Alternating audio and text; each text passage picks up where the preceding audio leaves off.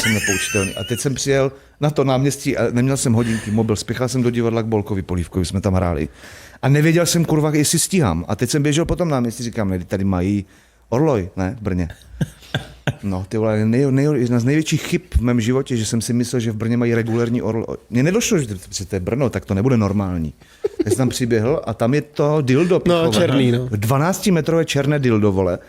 A já říkám, prosím vás, je tady někde, a paní, to je Orloj. A já, jo.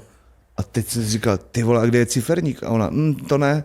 A říkám, a jak to zjistím? Ona, víš, počkejte chvilku. Já, tak jsem tam stál, vole, no vypadla kulička, takhle z toho začala rotovat, kulička, spadla na zem. A já říkám, to je pičo čtvrt, půl, nebo to je 3/4, nebo jak to mám teď vyřešit? Ona říká, zkuste to oběhnout. Takže jak čurák běhal kolem dilda a hledal jsem nějaké kuličky a vůbec jsem nevěděl. Šla tam taková stařenka s chodítkem kolem mě, říkám, paní, já se strašně omlouvám, nejsem místní, vy asi bydlíte tady, že to by člověk nepřišel umřít do Brna, že? A říkám, prostě, no nechceš, jsou 2 města, které nechceš, kde chceš umřít, Brno a pičo Orlova. Jako představa, že když třeba z Mount Everestu jdeš do Orlova a tam chcípneš za tou značkou, tak mi to přijde úplně, že ta cesta byla na piču celá. Už nikoho nebude zajímat, že si vyšel pičo K2, ale umřel v Orlové, takže to je... A ta paní se na to tak podívala zoufale a říká, to já poznám piču, tam jsou hodiny. A byli za rohem hodiny jenom na baráku. Takže Brňáci mají tady ty potřeby, jakoby kurvit nám život.